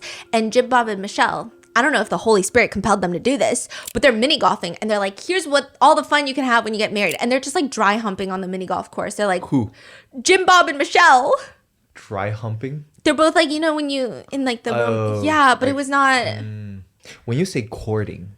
Oh, we're gonna get into courting. Oh, so okay. courting is their version of dating. Oh, got it. Okay. Then you have Ginger. My name is Ginger Duggar. Now, Ginger, who has been very vocal, she also has 2 books since the reality show ended. There was a whole free Ginger movement online during the show because she would roll her eyes. She would mention that she wanted to live in a big city one day. She wouldn't mind it. She wouldn't mind living in New York City one day. And so a lot of people online were like, we got to save Ginger. She's the one that we can save. We can get her out of the grip of the fundamentalists. Ginger has since written her book, Free Indeed, but she says in her book, as TLC ordered more seasons, I became known as the girl with a million expressions, apparently because of my exaggerated faces. People even called me the rebel Duggar, which was funny considering I wanted nothing more than to please my parents. It was all because of one offhand comment I made on camera about how I love the city and enjoy visiting it. That innocent statement turned into entire Reddit threads about how I wanted to move away from my family and lead an exciting life in the city. Joseph Duggar. My name is Joseph Duggar. At the time, he's known as the quiet, nice one, athletic. A lot of people loved him. They thought that he was soft. He has this baby face. More on him later. Josiah. My name is Josiah Duggar. Class clown, family prankster. He's notably also a rebel by Duggar standards, so much so that he was sent to this camp that fundamentalists go to, which is just like really harsh military-esque training. Really just, and people said that you could see the light leave his eyes after that. He's generally well liked by the internet. You have Joy Anna. My name is Joy Duggar. She's known as the tomboy. I don't know if that word is offensive to some people, but that's what a lot of people would call her on pages. But the show focused on her gravitating more towards boy activities rather than domestic chores like her sisters. Then you have Jeremiah and Jedediah. They're the Duggar twins. My name is Jedediah Duggar. My name is Jeremiah Duggar. Fans dubbed them the Lost Boys because they barely ever got individual screen time. They just kind of blend into the episodes. And this is again when they're young, because Jedediah later is going to get himself into some trouble because he's going to pat his wife on the head when she gives labor, and he's going to weight shame his wife during pregnancy, and then he's going to run for public office. Jason the Builder. My name is Jason Duggar. Another one that just kind of gets lost. He just like builds things, very into construction work, flipping houses. James Duggar, known to be resourceful. So in this pink square, I actually have a lot of the single Duggar children, and then obviously they're underage, but like single as in, it's actually very important in the Duggar universe of who's married, who has children, who's courted, and who is, quote, eligible for courting. It's like a thing. James Duggar, resourceful helper. Justin Duggar, people say he was like the sweet, thoughtful one, and this is during the show. Jackson, the jokester. His parents would say that he's like the best jokester, best storyteller ever. And a lot of the younger Duggars, there's not much. I would say like their biggest controversies that they face are still being part of very like right-wing religious groups. Like Jackson's thing was he is very involved, I believe, in Turning Point USA, where he's at like a lot of their conferences. So like the younger Duggars, there's not as much compared to the older Duggars. There's not as much history. There's not as much of a digital footprint and all of these things that's going on. And with 2 of the older Duggars, criminal histories. So with that, you know. Jackson's classic move, though, would be to bring in snakes indoors to tease his siblings. Then you have Johanna. Johanna is, after 6 boys, they finally have another daughter. And she's described as outgoing and always tidying up after her siblings, which I don't know if like anyone should be known for that. Then you have Jennifer, the younger ones, like I said, we don't really know much about, but huge animal lover. Jordan Grace, people call her the overlooked baby because right after, and you can kind of see it happen, but like right after Josie is born, quickly after, and Josie is nicknamed the miracle baby. She spent 6 months in the NICU. And actually one of the most disturbing scenes in the entire series is the producers film her having a seizure on camera, Josie. Jenna is watching over her, sobbing, praying for her, freaking out. The directors finally step in to help. They rush her to the hospital. Meanwhile, Jim, Bob, and Michelle are away and do not rush home. So there's something called the quiverful movement in fundamentalist Christians, which the family has denied being part of it, though it seems like they follow the principles to the T. These are essentially people who believe that children are tools for God. They invoke God's word. And that's really the only reason to keep having children beyond conventional desire. Therefore, if you have a ton of children, you are blessed by God and you should keep having these kids because that's what God wants. So for like family planning is frowned upon. Any sort of contraception is frowned upon because it's God's will. Like if it happens, it's God's will. And if you follow that logic, you can see how forms of birth control can start becoming demonized. There have been lots of controversial statements made by people in the Quiverful movement who liken birth control to murdering children. Even natural family planning, just like following your ovulation scandal, is frowned upon by hardcore quiverfuls, aka don't even plan when you're least likely to get pregnant. Like just do it and see what happens.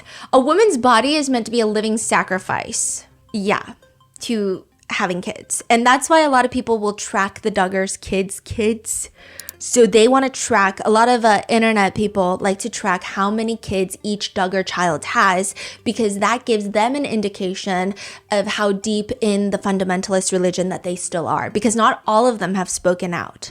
Does that make sense? Spoken out about, like just Duggar, the whole scandal and what they believe in. Yeah. So they can tell by how many kids is how much they're still following this belief. Yeah. I see. If you are a man who had a vasectomy, you should go and reverse it because you can't cut off children. You owe it to God. In the Quiverful movement, there are people called reversal babies, where husbands would reverse their vasectomies, then go on to have a child, and they were known as reversal babies in the communities. Is that good or bad? Like they would all hang out with themselves apparently, and they liked it. Some people like really wanted, I was on Reddit. I was so deep in Reddit, and they would like, I think they would lie that their dad had a vasectomy, undid it, and then they were born to join like reversal baby cliques in churches. That's weird. It's become like a religious, societal, right way to live life, even political type of movement, the Quiverful movement, with people who leave these communities writing. Quiverful movement people, they think that they have the numbers. They're going to be able to control the fate of the government for cultural and technological ends. A lot of women that were part of the Quiverful movement have stated that they aren't afraid of dying during childbirth because a lot of them are warned against additional pregnancies. Like if you've had multiple babies, the doctors will be like, this is not safe. But one states, I really believe that I wouldn't die unless God willed that I die. And if he did, then I would accept that. It's a pretty controversial movement, considering it leads families to have a lot of children that they cannot feasibly care for emotionally, physically, financially. A lot of people in the Quiverful movement are living in poverty. There's food scarcity.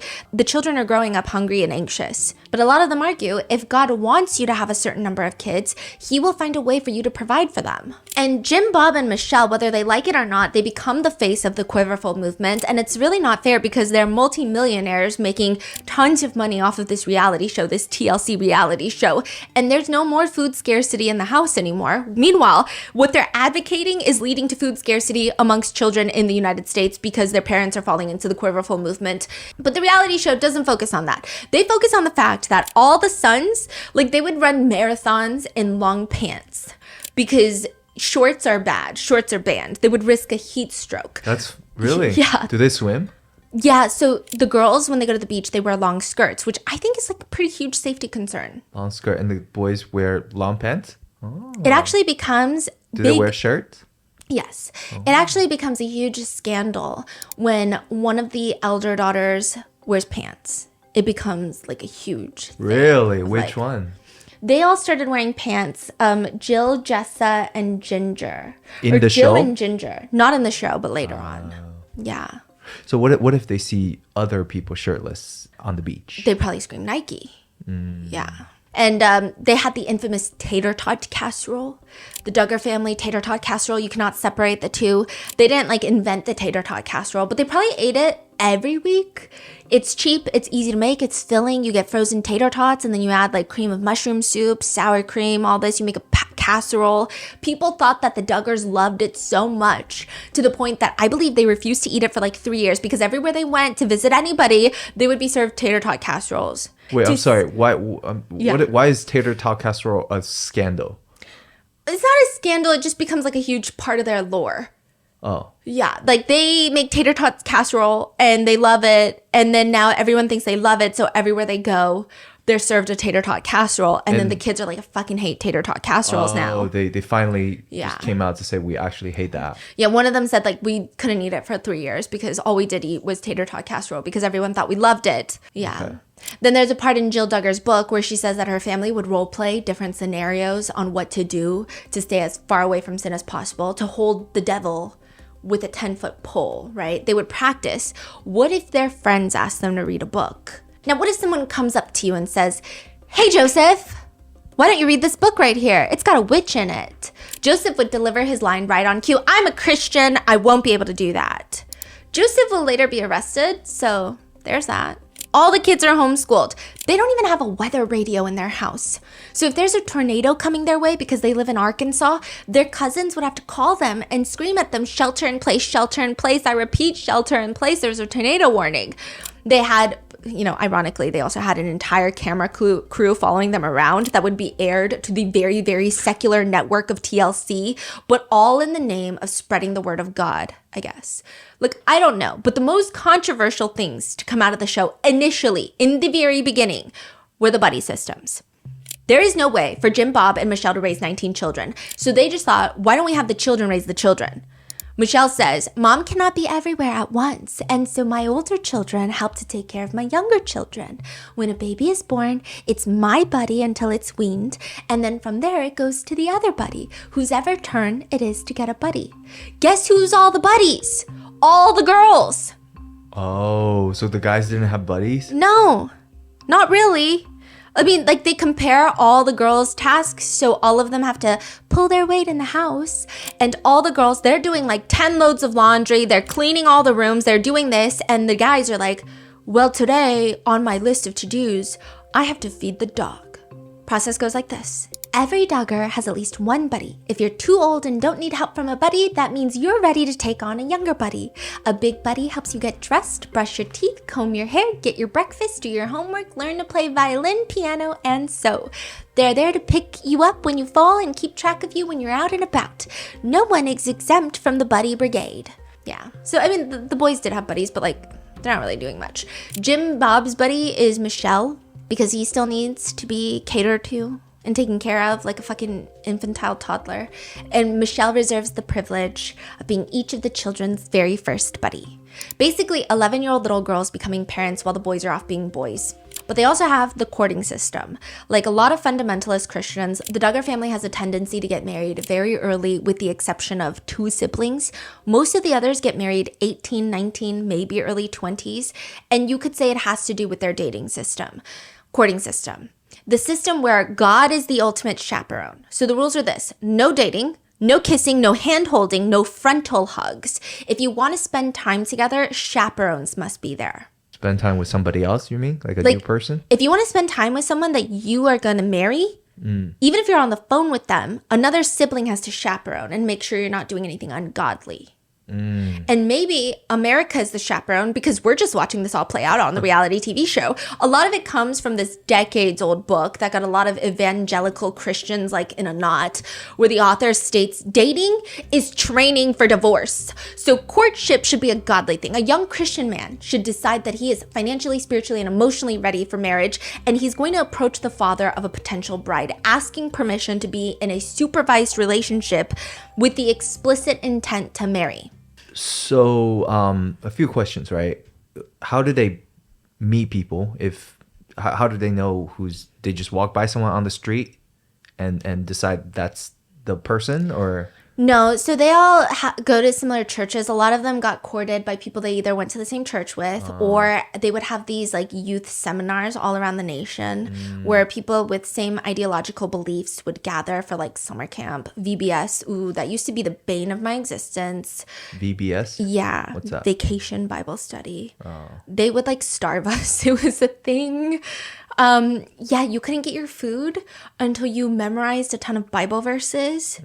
And I was like a chubby little hungry kid. And I would come back just like so hungry.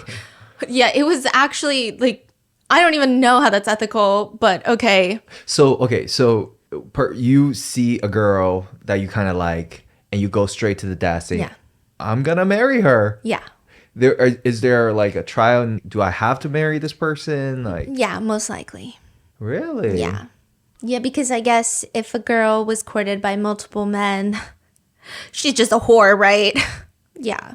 And girls get no say They in a can't lot say of no? this. So, I mean, it really depends on the family. There are certain families on Reddit who are saying, like, no, I don't really believe in this courting system. But there are also a lot of families deep in this religion where they say, if God wants a man to marry you, the man will want to marry you, and that's God's will. The author that wrote this book that some people would accredit to the beginning of this courting system would later pull his own book from publication stating that he gave millions of people the wrong advice and that he's not even a Christian anymore. So, like, what the hell? A lot of people built courting systems based off this original book, and now he's just, like, taking backsies, his information. He's like, oops. But the Duggars, they had their own little spin on it. Apparently, Jim Bob, who a lot of people, like I said, call Rim Job, would have potential suitors for his daughters fill out 45-page applications, questionnaires, which, you know what, is not the craziest thing in the world. I feel like that's something I would do if I had a daughter in this world. However, the questions aren't even good. The questions are not even good. There is an alleged leak version of it online where some of the questions, okay, some of them are completely valid. Like when someone gets married, do you have any financial debt? If so, explain the extent and circumstances. You should probably know your partner's credit score before you get married, okay? Yes, that, fine. But other questions are just weird. Would you be willing to die for Christ? If you're not dying daily, how can you be so sure you would die for Christ then? Then when did the fruit of the Spirit start appearing in your life? I don't even know what that means, sir. Fruit of the Spirit? What was your prior experience with dating and romance? Have you ever kissed or been physically intimate in a way with a girl or a woman? If so, explain the circumstances. What is your stance on terminating a pregnancy? What about in the case of our wording? What are your views on child training, including corporal punishment? When at home or in the car, who does the temperature have to be set to please? You or the others in the car? How about in regards to your mom or sister? So if you're in the car with your mom and sister and your partner, Yeah. who do we set the temperature catering to? Yeah. What's the right answer according to Jim Bob? The man, duh. What about like the man and Jim Bob in the car? Jim Bob. I see. Yeah. Yeah, what a weird question, no? Like, can you imagine telling my dad that in the car, you're the one that sets the temperature? My dad would bonk you over the head. That's actually insane. Yeah. How will you approach your wife or daughters if they are immodest? What are your views on public swimming? One of the suitors counts, one of the courters states, I got sent a 50-page questionnaire. I sent it back at 105 pages. I got sent a 50-page questionnaire. I sent it back at 105 pages. What does that mean? Like he came back with a lot of answers? Yeah.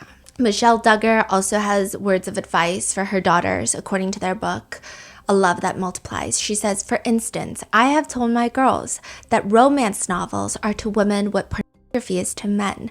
They stir up emotions with unreal fantasies. In contrast, God's word tells us to think on things that are honest, pure, lovely, and of a good report, which is crazy. She doesn't like romance novels? Yeah.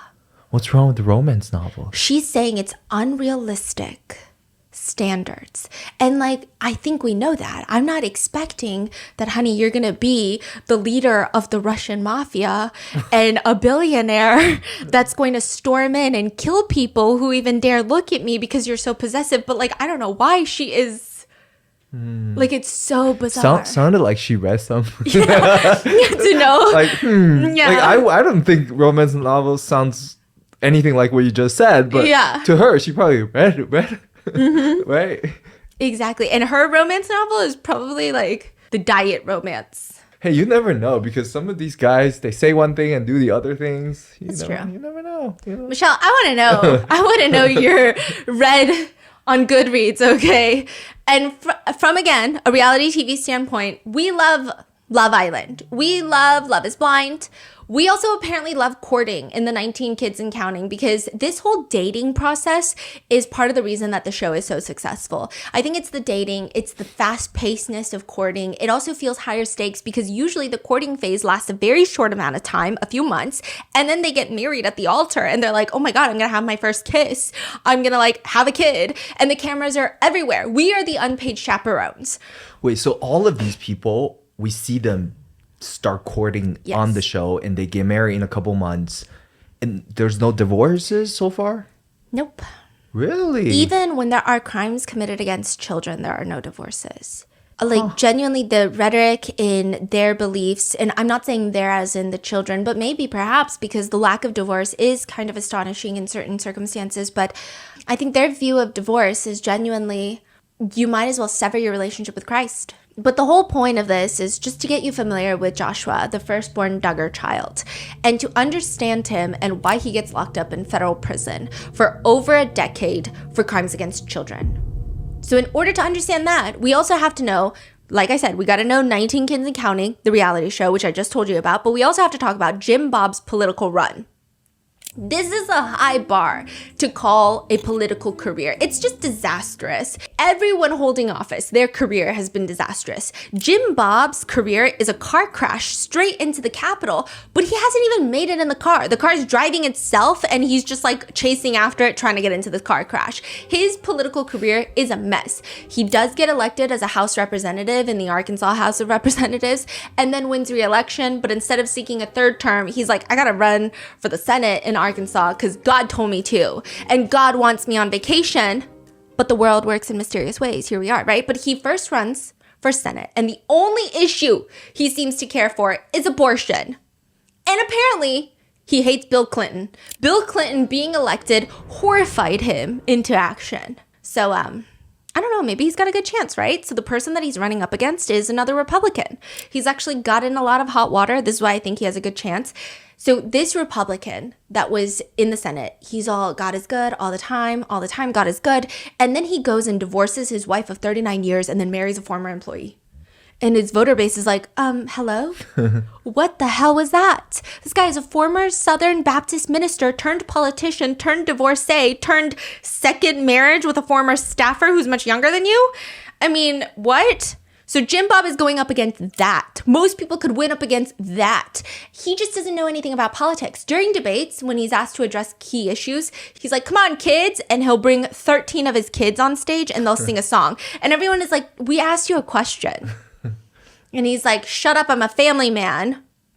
Needless to say, he gets wrecked. He loses. But he runs again after and then fails. And then he just ends up helping other Republicans like Mike Huckabee, Rick Santorum, stating that he loves Rick because Rick wants less government intervention in our lives, except when they want to control women's bodies, okay? Interestingly enough, Jim Bob, very vocal about wanting to make and incest capital crimes. Basically, if you commit incest, you should be killed by the government. Keep this in mind for later.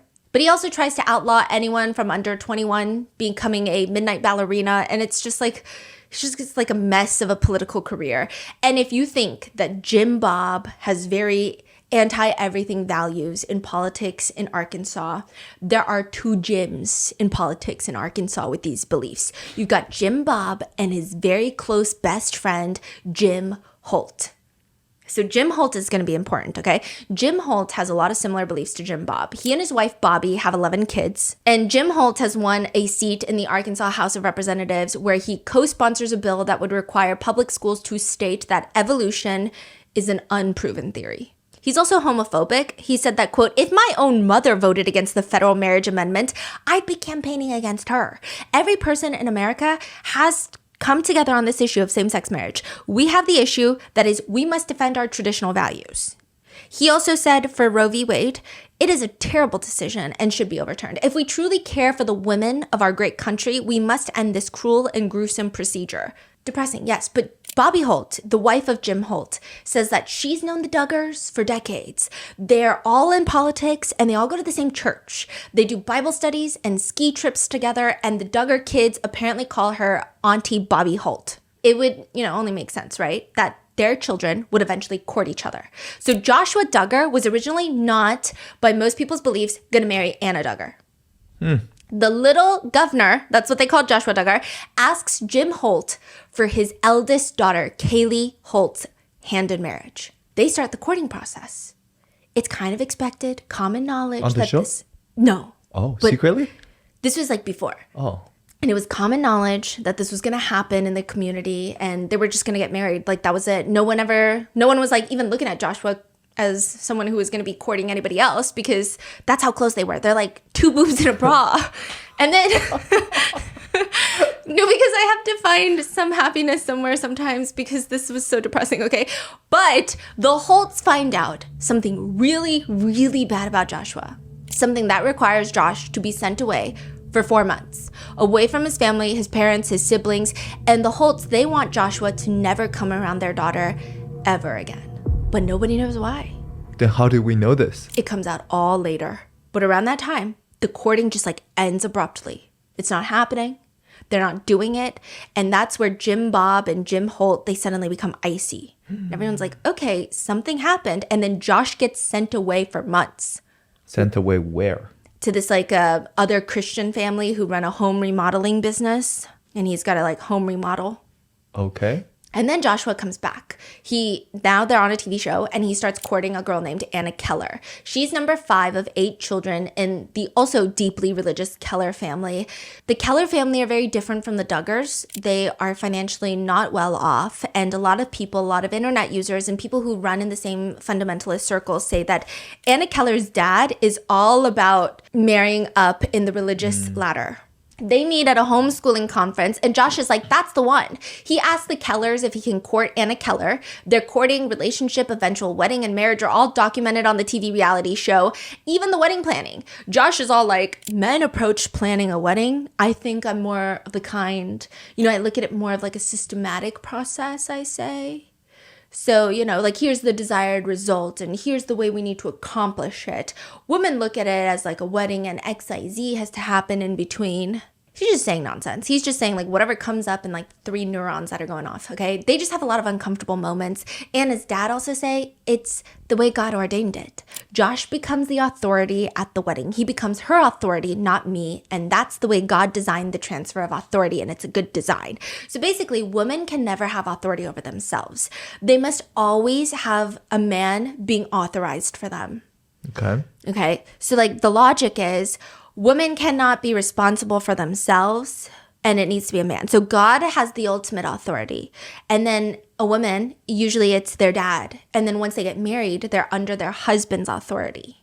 Now, when they get married, Jim Bob gives Joshua a CD from like this guy named Ed Weed, who is a pre-marriage counselor. It's a guide on how to, quote, instructions on how to give a good hand job and be available at all times. Oh, when you say CD, it's like a CD player CD. Yeah. Oh, I thought it was cash deposit. I was like, oh, he gave him some cash. No, Okay. it gives like a CD video tutorial CD for the two of them to watch on their wedding night on how to give a good hand job and be available at all times. Be available at all times. That is what women are taught in certain circles of this religion, that you should be joyfully available for your husband at all times. Jim Bob explains it's so important for the man to learn to cherish his wife and for him to realize that it takes a lot longer for her to kind of get in the mood and stuff after they're married versus a man is instant on, instant off, but a woman, it takes time. Spoken like a true man who has never pleased a woman before. At the wedding, Josh sings a song of loyalty that goes like, when you have hard times and all the others are gone, I will be there. When the troubles have come through sunshine or rain, when no help can be found, things may seem hopeless, things may seem hopeless, but just look over. And if you think that I'm tone deaf, his is worse. I will say how they get married is a lot. They were planning on courting, but Anna stated specifically that she did not want to officially start courting until she was 20 years old. Josh surprises her by proposing to her. They don't court, proposes to her at her 20th birthday party. And she looks uncomfortable. What do you mean? So you mean like Anna's like, that's a stranger right there? Basically. Is trying to marry me? And she like looks surprised, and finally she whispers yes. And Michelle Duggar explains, Anna, since it was your 20th birthday and you had made that commitment to the Lord that you wouldn't court or get engaged or whatever until you turned 20, your daddy, you know, had said he really wanted you to keep that commitment. So I guess Joshua and your daddy figured out all this together to surprise you. 3 months later, they're married. Anna goes from her dad's house in Florida to her husband's house in Arkansas, and people describe their relationship as a super fan meets religious royalty. Like, Anna is just obsessed. She has never lived alone. She's never had a real job. She doesn't even have a driver's license for the first few years that they're married. And within a year of being married, she's pregnant with their first child. And they later become known as the M Kids. So they carry on the tradition of naming all their children with the very first initial. All their names start with an M. They're leaving the family size up to God. So they're just having as many children as God wills, right? But one thing to note that comes out during the scandal is, while Anna Duggar and the M Kids are always spotted wearing $2 flip-flops because they don't really have a lot of money and there's a lot of kids, Joshua Duggar is out here spending $1,000 on Ashley Madison. Furthermore, a lot of people who personally knew Anna Duggar said that she was quite loud and opinionated before marrying Josh and just having babies back to back. They thought that slowly she started talking like Michelle Duggar, like just real soft, tone things down. Everything is what they call a pastor's wife whisper. They even used covenant eyes. So Anna was Joshua's accountability partner, but somehow he bypasses that to get on Ashley Madison and OkCupid and watch explicit videos, which is the whole point of the covenant eyes. But Anna stays. A lot of people feel a lot of sympathy, but they thought it was predictable that Anna would choose to stay with her husband. You know, everyone around them just spoke about it as if Joshua Duggar was also a victim in this. Like, that's how this whole scandal gets handled.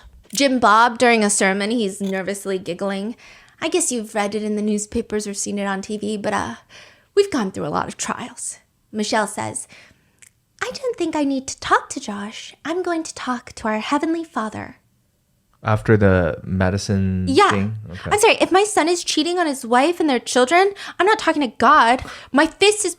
That's not condoned. However, I will be very angry. Like, it's just like crazy. She's talking about it as if... Later, a bodyguard of the Duggars comes out because they had to get a bodyguard at one point, and allegedly the bodyguard claims that he was in the car with the Duggar group, and they drive up to Josh's car, and Josh is driving, and he's also like watching X-rated videos. He's like not even holding it near his leg under the wheel to be discreet, as per the AMA on Reddit. He said, quote, Josh kept his phone on a hands-free, like stuck onto the windshield, and there was just like... Wait, hold on. He stuck what on where? His phone on the windshield so he could drive hands-free, and there's just X-rated videos playing while he's driving. And he's just like, he knew that we were in the car. Either he didn't care or he didn't know. I don't know. But like, what do you expect from couples who follow the religious semi-cult leader? Some would call it a cult. I wouldn't call it a cult because cult leaders love giving cease and desist, but his name is Bill Gothard. More on him later. But on the website for IBLP, which is what they follow, Basic Life Principles, they have this article titled, Should I Confess My Secret Sin to My Wife? And How? So these are for husbands. And the article reads in short, yes, you should. When you come clean with your wife by confessing moral failures, you will have a feeling of euphoria. It will seem as though hundreds of bricks have been taken off your shoulders. However, in a sense, your wife will now be carrying this burden. Now is when you say, thank you, God, for setting me free. I now choose to do whatever it takes to see that my wife is set free and healed from the truckload of stuff I have dumped on her. Another article says, God clearly says he hates divorce. Divorce is linked with treachery and violence. In our day of increasing violence, even among Christians, may God give us the strength and courage to call divorce what God calls it, breaking a covenant. So when Joshua bypasses the covenant eyes to cheat on his wife, everyone just says, I mean, he's gotta humble himself before God. Even Ben Shapiro tweets, the left don't target Josh Duggar because he's a garbage fire. They target him because he advocated Christian values. I don't know how you advocate Christian values when you're on Ashley Madison, okay? But Anna chooses to stay, and some people can understand given her circumstances, her religious background, and a lot of other couples who chose to stay together after the Ashley Madison leak. It's not just Christians. So if it were just that, maybe people could understand Anna Duggar, but they don't. Because the thing that confuses people is right around the time of the Ashley Madison leak and scandal that's happening, there's bigger problems. Like the real reason Joshua Duggar never married Jim Holt's daughter, it wasn't political differences. It's because the Holts found out that when Joshua Duggar was 15 years old, he molested his younger sisters and confessed to it. But did Anna and her family know about it? And just how long has everybody been covering for Josh Duggar? And what about his victims? And how is this connected to the 2 other Duggars that were arrested this year, like a month ago? Another one for crimes against children. Would Anna Duggar still have chosen to stay then if she knew that in a few years, her husband, Joshua Duggar, would bypass the Covenant Eyes system that they had in place and be arrested for downloading some of the worst CSAM content, including infants and children, that the federal investigation working on that case, they said it was one of the worst that they had ever seen.